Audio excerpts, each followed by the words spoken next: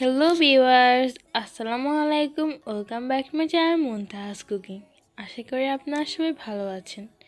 আজকে আমি আপনাদের জন্য নিয়ে এলাম আরেকটি নতুন রেসিপি, আর এটি হলো সিমের ভর্তা।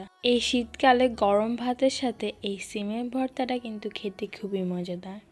আর যদি আমার আজকের ভিডিওটি ভালো লেগে থাকে তাহলে অবশ্যই আমার চ্যানেলটিকে সাবস্ক্রাইব করবেন এবং ভিডিওটিতে একটি লাইক দিবেন। তাহলে চলুন দেখে নিই কীভাবে তৈরি করতে হয় সিমের ভর্তা।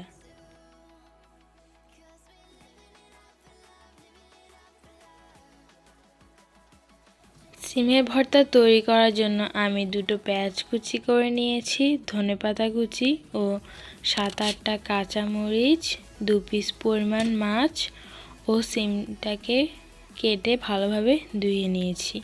আমি এখানে 12 থেকে 13 পিস সিম নিয়েছি। আপনারা আপনাদের পরিমাণ অনুযায়ী বাড়িয়ে বা কমিয়ে নিতে পারেন।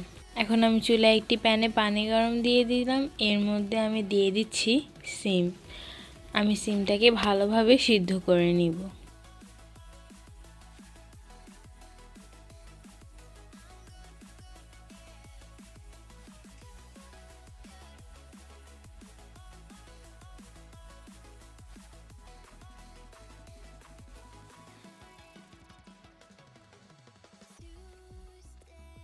দেখুন আমার সিমটা সিদ্ধ হয়ে গেছে। এখন আমি এটাকে নামিয়ে নিব।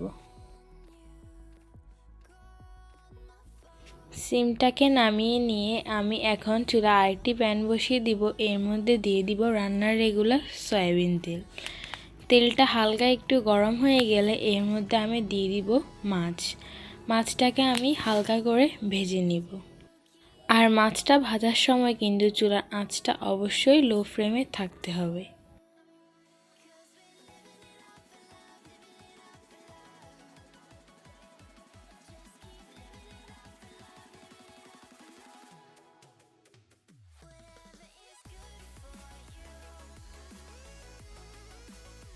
মাছটা ভাজা হয়ে গেছে। এখন আমি মাছগুলোকে নামিয়ে নিব। মাছগুলো নামানো হয়ে গেলে আমি এর মধ্যে কাঁচামরিচ দিয়ে দিব। আমি 7 থেকে 8টা কাঁচামরিচ ভালোভাবে ধুয়ে নিয়েছিলাম। এখন আমি কাঁচামরিচটাকে ভেজে নিব। আমরা সাধারণত ভর্তার জন্য যেভাবে ভাজি করে নিই ওভাবেই ভেজে নিব।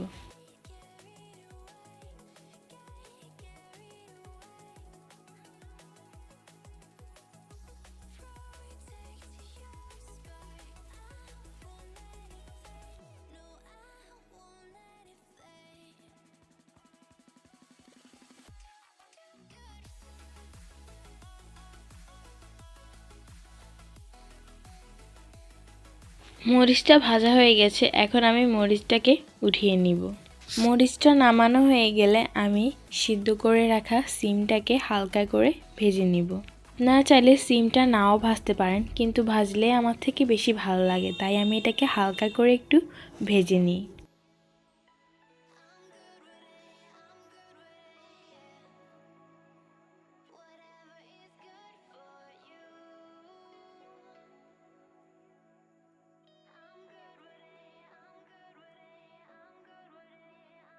সিমটা ভাজা হয়ে গেছে। এখন আমি এটাকে নামিয়ে নিব। এখন আমি ভর্তাটা বেটে নিব। ভর্তা বাটার সময় আমি প্রথমে যে দেখিয়ে দিয়েছিলাম ধনেপাতা ও পেঁয়াজ কুচিটা ব্যবহার করব, আর ভেজে রাখা উপকরণগুলো ব্যবহার করব। ভর্তাটা বাটার সময় আপনারা পরিমাণ মতো লবণ দিয়ে দিবেন আপনাদের স্বাদ অনুযায়ী। আমি ভর্তাটা বেটে নিয়েছি অফ স্ক্রিনে। আমি ভর্তা বাটাটা রেকর্ড করতে ভুলে গিয়েছিলাম। তাহলে দেখুন কত সহজেই তৈরি হয়ে গেল সিমের ভর্তা। আর ভর্তার রেসিপিটা কেমন লেগেছে তা কিন্তু অবশ্যই কমেন্ট বক্সে জানিয়ে যাবেন, আর একটি লাইক দিয়ে পাশে থাকবেন। আর এই ভর্তাটা কিন্তু গরম ভাতের সাথে একদম জমে যাবে এই শীতকালে। আপনারা চাইলে যে কোনো সময় এটা তৈরি করে খেতে পারেন। যদি আমার আজকের রেসিপিটি ভালো লেগে থাকে তাহলে অবশ্যই আমার চ্যানেলটিকে সাবস্ক্রাইব করবেন এবং ভিডিওটির একটি লাইক দিবেন। তাহলে আজকে আসি, আল্লাহ হাফেজ। সবাই ভালো থাকবেন, সুস্থ থাকবেন।